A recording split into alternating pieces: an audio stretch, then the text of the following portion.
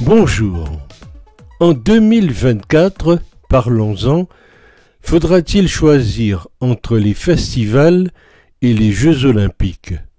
Gérald Darmanin nous a appris hier que tous les grands événements culturels de 2024 dans l'Hexagone étaient sur la sellette, à tout le moins ceux prévus pendant les mois qui encadrent la manifestation.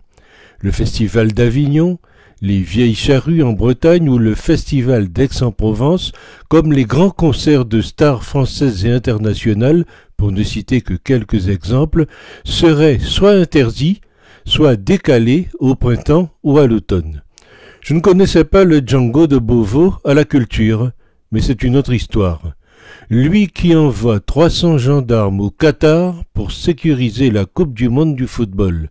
Mais le citoyen, pour vivre normalement pendant les Jeux Olympiques, il faudra peut-être, pour sortir de chez lui, présenter un billet pour le spectacle. Et voilà qu'on nous parle de sécurité pour assurer ces Jeux. Quand on pense à ce qui s'est passé pour un simple match de foot à Saint-Denis, on peut imaginer ce qui va se passer pour les Jeux Olympiques. Une pensée déjà pour ceux qui vivent à proximité du village olympique. Pour eux, en plus de la circulation habituelle, ça va être les Jeux du cirque en pleine rue en permanence. Si le pays était sécure, on n'aurait pas besoin de tout ce monde pour assurer la sécurité, ni d'annuler d'autres événements. Mais il paraît que c'est juste un sentiment, mais qui va quand même mobiliser beaucoup de personnes, plus de 10 000. Ça fait tout de même beaucoup pour un simple sentiment. Le top départ du fiasco des JO est désormais nommé. Panique sur le pont, car ils savent pertinemment que les sauvages vont tout gâcher. À ce sujet, voilà ce qu'en dit la Cour des comptes et que l'on vous a caché. Le volet sécurité des Jeux Olympiques de Londres avait coûté environ 1 milliard de livres, soit environ 1,2 milliard d'euros de l'époque. Pour les Jeux Olympiques de Paris, il faudra sécuriser environ 600 000 spectateurs, des milliers d'athlètes, des centaines de VIP ainsi que 200 bateaux. La Cour des comptes, qui tire aussi la tinette d'alarme, et dit « c'est infaisable ». Selon elle, l'estimation actuelle est qu'il faudra, tenez-vous bien, chaque jour, environ 35 000 agents de sécurité intérieure et 10 000 militaires, auxquels il faudra ajouter entre 22 000 et 33 000 chaque jour agents de sécurité privés.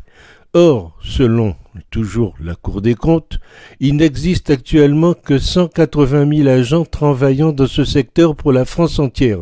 Donc il faudra faire appel à des gros bras venus de l'étranger et un recours surmultiplié de militaires français. Si le pays était sécure, on n'aurait donc pas besoin de tout ce monde, mais le délire autoritaire total pour une faillite annoncée. Non seulement la facture des Jeux sera douloureuse pour les citoyens, mais il faudra ajouter l'impact sur les secteurs qui vont être massivement pénalisés. Tout ça pour satisfaire l'ego de l'oligarchie des incapables.